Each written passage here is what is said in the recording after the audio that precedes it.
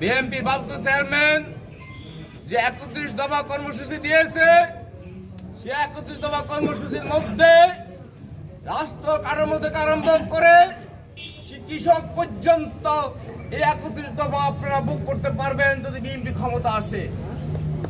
আপনারা জানেন গত ৫ আগস্ট ওই খুনি হাসিনা ছাত্র গণঅভ্যুত্থানের মধ্য দিয়ে এই বাংলাদেশ থেকে বিতাড়িত হয়ে গেছে। আজকে সেদিন থেকে আরম্ভ করে আমাদের তারুণ্য অহংকার তারেক সাহেব যেভাবে নির্দেশনা দিয়েছেন, আমরা সেই নির্দেশনা মোতাবেক আমরা কাজ করছি। আমরা সেই তারুণ্য অহংকার তারেক সাহেব আজকে ৩১ দফা কর্মসূচি দিয়েছেন। আমরা যতদিন পর্যন্ত ৩১ দফা কর্মসূচি বাস্তবায়ন করানো হওয়া পর্যন্ত আমরা রাস্তা থেকে আমরা যাব না। আমরা তারেক সাহেবের এই ৩১ দফা বাস্তবায়ন করবে ইনশাআল্লাহ।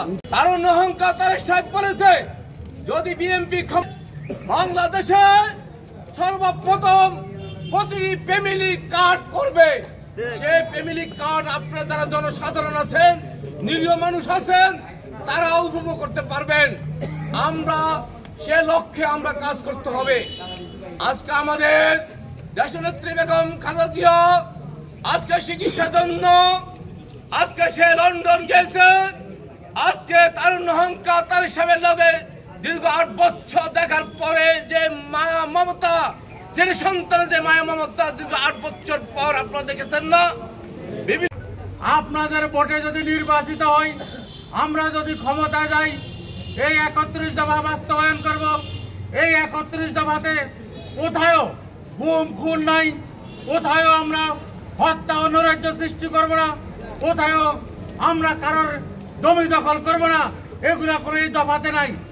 ইনশাআল্লাহ আগামীতে আমরা আমাদের প্রিয় নেতা আলহাজ এম এ হান্নান সাহেব সংসদ সদস্য নির্বাচিত হলে এই ৩১ দফা বাস্তবায়ন করবে, এই আশাবাদ ব্যক্ত করে আমি আমার শহীদ রাষ্ট্রপতি জিয়াউর রহমানের ১৯ দফা বাস্তবায়ন কর্মসূচি ছিল।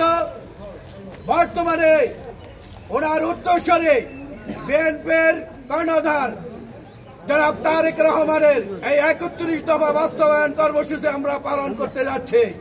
এই ৩১ দফা বাস্তবায়ন কর্মসূচি পালনের উদ্দেশ্য হল জাতীয়তাবাদী দল বিএনপি আগামী দিনে বাংলাদেশের ক্ষমতা হলে কি কি কাজ করবে, সেই সুবাদে এই ৩১ দফায় ওরা লিপিবদ্ধ আছে।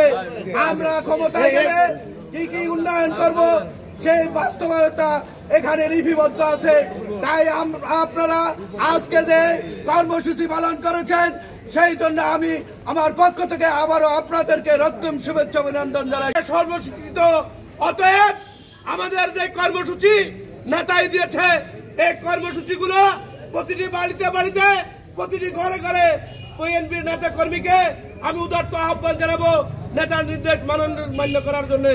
বন্ধুরা আমার, যেহেতু সময় সংক্ষিপ্ত, আমি আপনাদেরকে আমার পক্ষ থেকে এবং উপজেলা বিএনপি তথা আলহাজ এম এ হান্নান সাহেবের পক্ষ থেকে সবাইকে রক্তিম শুভেচ্ছা জানিয়ে আমার